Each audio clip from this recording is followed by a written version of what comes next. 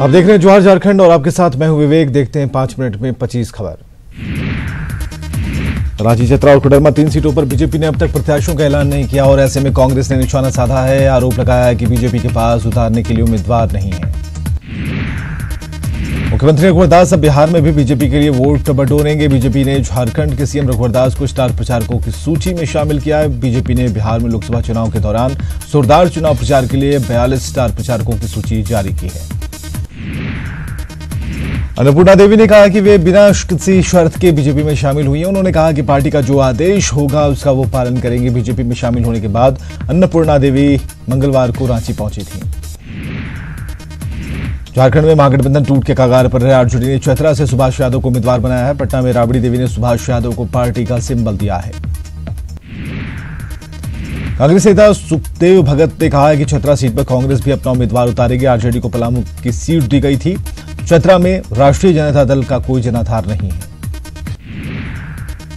RJD नेता बाईवीरेंद्र ने दावा किया है कि झारखंड में महागठबंधन एकजुट है और सीटों को लेकर कहीं कोई विवाद नहीं है। रांची में उन्होंने यह भी कहा कि अन्नपूर्णा देवी समेत अन्य नेताओं के दूसरे दल में जाने से आरजेडी की सेहत पर कोई असर नहीं पड़ेगा। रांची से टिकट कटने की आशंका से बेचैन बीजेपी सांसद राम टहल चौधरी को कांग्रेस ने खुला ऑफर दिया है। कांग्रेस ने कहा कि राम टहल चौधरी कांग्रेस में आते हैं तो उनके अनुभव का पूरा लाभ मिलेगा।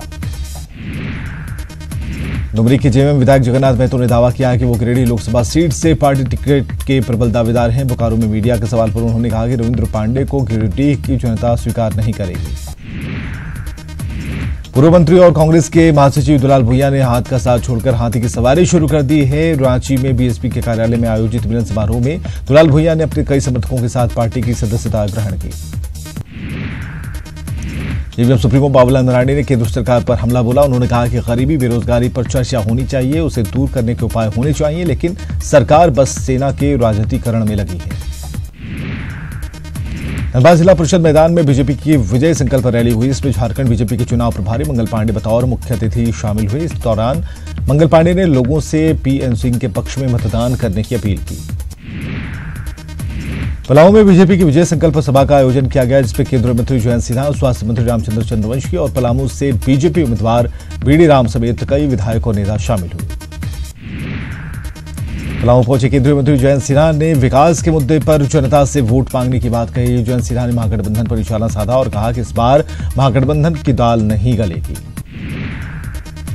आम्रपाली ग्रुप के खिलाफ पूर्व कप्तान महेंद्र सिंह धोनी सुप्रीम कोर्ट पहुंच गए हैं। धोनी ने याचिका दायर कर आम्रपाली ग्रुप पर अपनी बकाया राशि का भुगतान नहीं करने का आरोप लगाया। धोनी ने आम्रपाली ग्रुप का प्रमोशन किया था, इसके एवज में 40 करोड़ रुपए का भुगतान आम्रपाली ग्रुप को करना था।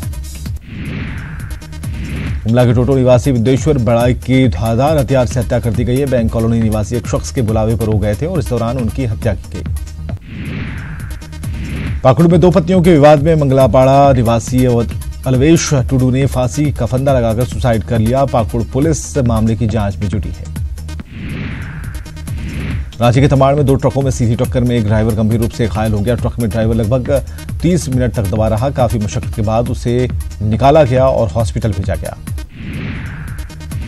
जामताड़ा पुलिस ने देवलबाड़ी में छापेमारी कर 4 साइबर अपराधियों को गिरफ्तार किया है। इनके पास से SIM card, cloning machine, laptop, mobile, SIM card और बोलेरो बरामद की गई।